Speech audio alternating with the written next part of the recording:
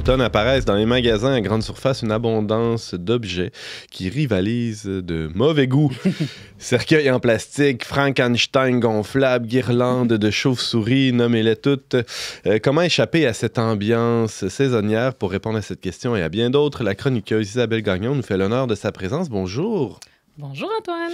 Alors Isabelle, il y a les grincheux qui n'aiment pas Noël, il y a d'autres sortes de grincheux qui n'aiment pas l'Halloween, j'en suis.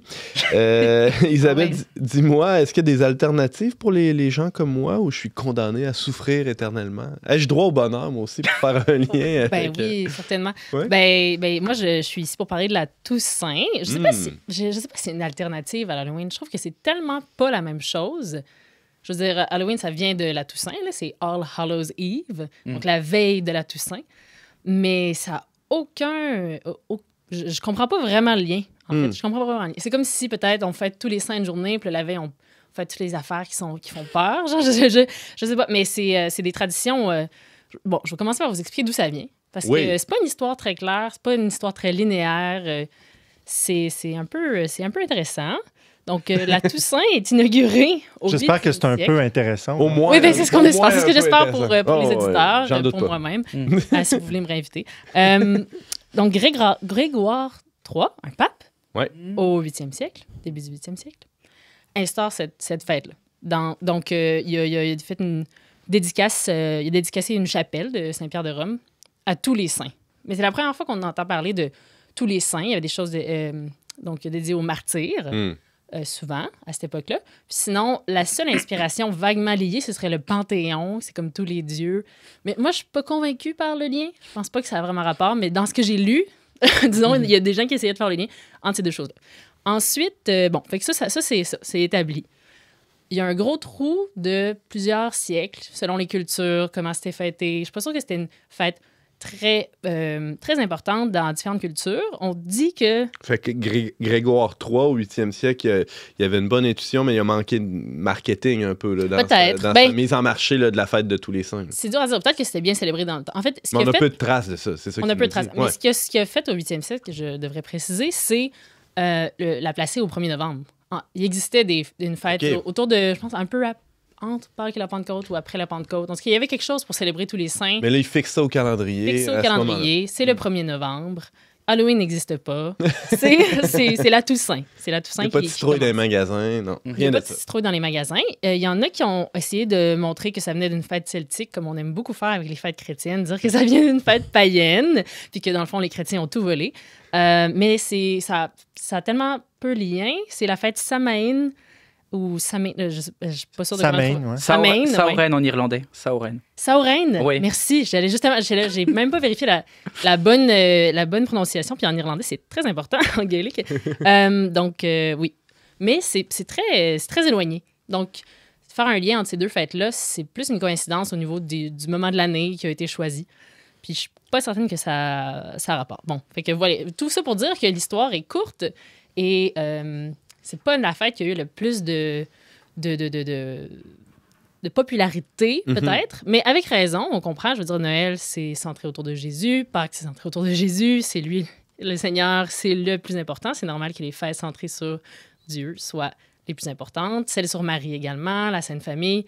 On en a quand même beaucoup dans l'année qui sont importantes et à célébrer avec solennité, avec des messes, tout ça. Donc... Puis il y a un danger aussi de se dire c'est quelque chose de générique. Hein? C'est tous les saints. C'est eux autres. Là. C'est ça, c'est eux autres. Ça, c'est pour les autres. Ceux qu'on ne sait pas c'est qui, ceux qu'on sait c'est qui. Ceux qui n'ont pas de fête propre au calendrier. Oui, c'est ça. C'est pour tous les saints. Mais moi, ça m'intéressait cette fête-là parce que je me suis dit, c'est quand même curieux. Tu sais, la Toussaint, qu'est-ce qu'on peut faire avec ça? Ça veut dire qu'on a plus de liberté. C'est ça l'idée un peu, là.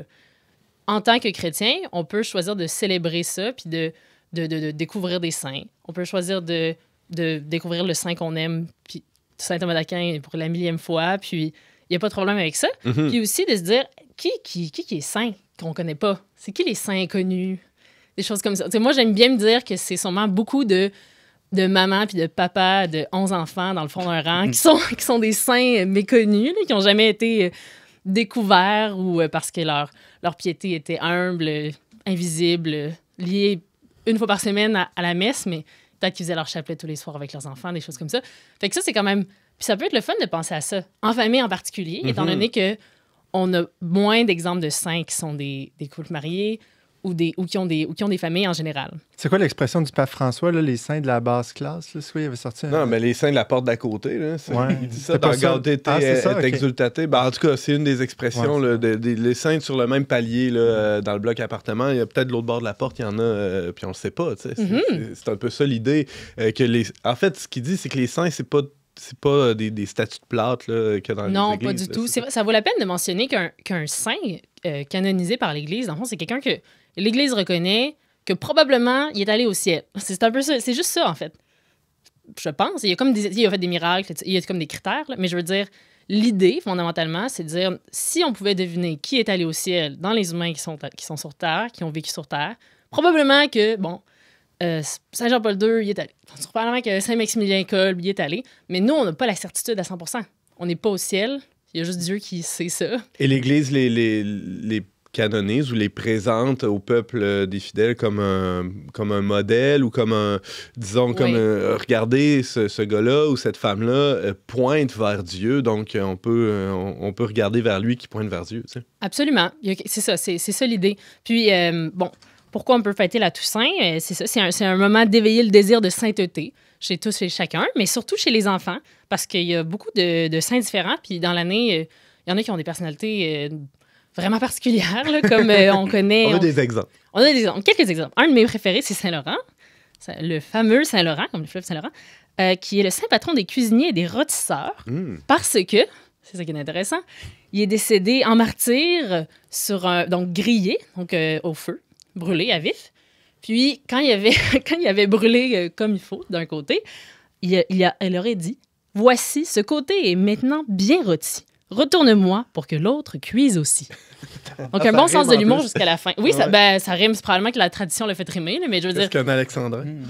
Quasiment. Moi, je crois que c'est Saint-Hubert, moi, le patron des rôtisseurs. Ben oui, c'est vrai qu'au Québec... Chasseurs. Ah oui, d'accord. Ouais.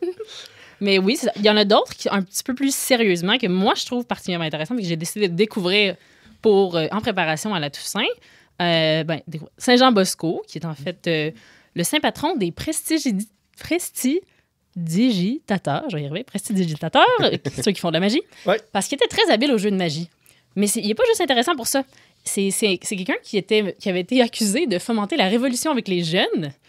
Je ne sais pas si vous saviez ça sur Saint Jean Bosco, parce qu'il éduquait les délinquants, des jeunes un peu qui faisaient du trouble, parce qu'il se disait il faut les éduquer, puis ils méritent d'être éduqués. Mm-hmm. Son slogan, c'était, paraît-il, prévenir plutôt que réprimer.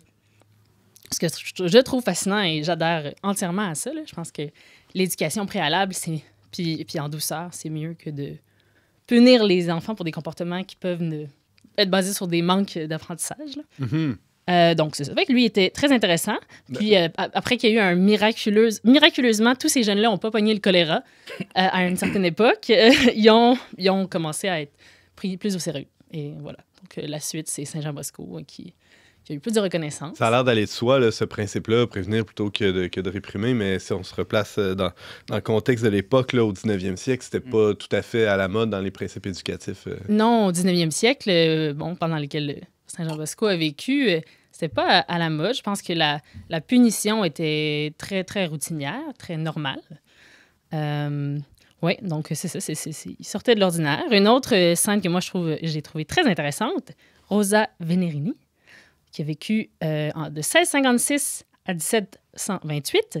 Elle, son slogan, c'était « Éduquer pour libérer ». Elle éduquait les femmes qui étaient au foyer, dans des familles, qui a réalisé que l'éducation des femmes était très pauvre, puis qu'en fait, c'était très important d'éduquer les femmes. Mais moi, je ne savais même pas qu'il y avait une sainte à cette époque-là qui prônait l'éducation des femmes de tous les milieux.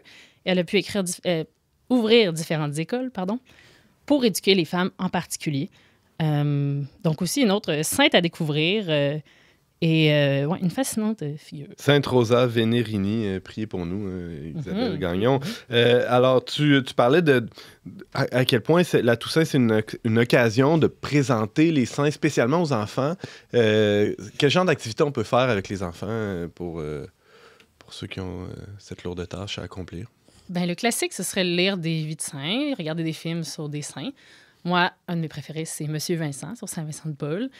Je pense que vous en avez sûrement tous, tous en tête en ce moment, si vous voulez les partager ensuite. Sinon, si vous avez des enfants qui ont des noms basés sur des saints, moi, personnellement, mon fils s'appelle Henri, et c'était entre autres basé sur Saint Henri II, l'empereur germanique. Puis, quand il va être un peu plus grand, on va lui expliquer pourquoi on l'a nommé Henri en son honneur. Puis, je trouve que c'est vraiment un bel exercice parce que des fois, c'est le fun de le sentir un petit peu plus personnel, comme tu disais. Donc, c'est des modèles, donc, si c'est ton nom, peut-être que tu as envie d'être un peu comme Saint Henri II. En tout cas, c'est ce qu'on espère. C'est qui vos saints préférés, vous, autour de la table? Romain, par exemple? Moi, je suis catholique depuis même pas un an, fait que j'avoue que... tu me prends... j'aime bien saint Thomas d'Aquin. C'est le nom de ma paroisse aussi, parce qu'il a fait toute la... Moi qui aime beaucoup la théologie, il a écrit toute la somme théologique que j'ai pas commencé à lire, mais...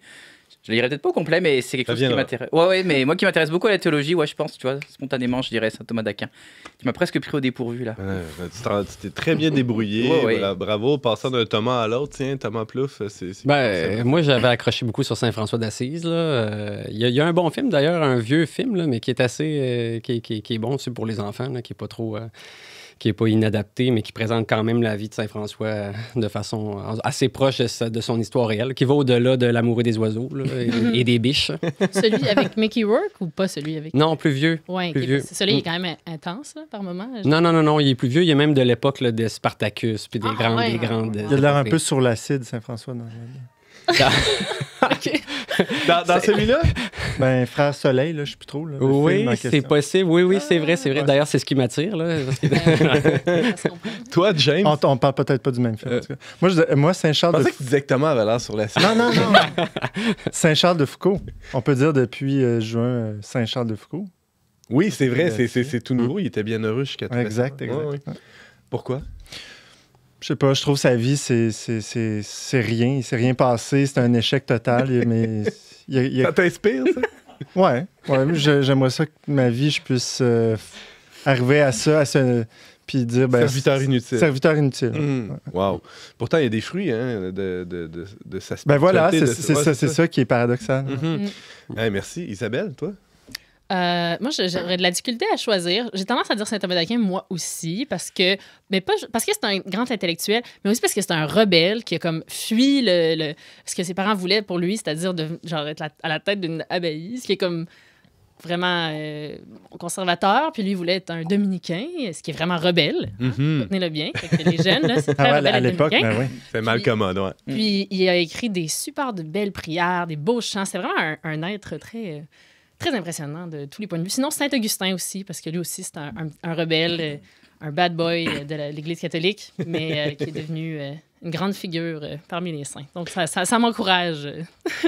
Saint Thomas a quand même eu une vie plus tranquille que lui avant de rentrer dans la religion. On va se le dire. C'est pas le même type de rebelle. Non, ça, c'est sûr. Isabelle, il nous reste une petite minute. Il y a une autre fête aussi dans ces jours-ci qu'on fête. On fête tous les défunts. C'est quoi le rapport entre les deux fêtes? Oui, bien, ça en a peut-être moins. Des fois, c'est confus. En fait, les gens vont mêler la fête des défunts avec la Toussaint. Ils vont comme fêter les défunts le jour de la Toussaint. En France, c'est ce qu'on fait. En France, la Toussaint est un jour férié, je pense, dans d'autres pays d'Europe aussi. Puis c'est drôle, on fête les morts. Et j'ai appris assez tardivement qu'en fait, non, c'est la Toussaint. Les morts, c'est le 2 novembre, c'est ça? Exactement. Puis c'est pas correct de fêter tous les morts le 1er novembre. Non, mais je veux dire, si vous avez un mononcle grognon qui est décédé en maudissant les cieux, là, fêtez-le pas à la Toussaint. Là. Attendez le lendemain, le 2 novembre. Puis vous pouvez prier pour lui, mais pas à la fête de la Toussaint, c'est tout. Là, vous priez pour toutes les figures qui sont en effet réellement saints, mais qu'on le sait ou qu'on le sait pas, le 1er novembre. Puis après ça, le 2 novembre, c'est le temps de prier pour tout le monde. Puis voilà, vous pouvez prendre un guess, là, si vous dites à ce gars-là, il est probablement saint, je vais prier pour lui le 1er novembre. Ça c'est d'autres choses. Là. C'est pas péché. Non. Isabelle Gagnon, merci beaucoup de nous avoir appris tout ça sur la fête de la Toussaint. Tout ça sur la fête de la Toussaint, c'est pas mal. Hein? Ouais, je vous influence, je suis content. C'est bon. Alors, on peut te lire et t'entendre régulièrement. On n'est pas du monde. Merci d'avoir été avec nous aujourd'hui. Ça m'a fait plaisir.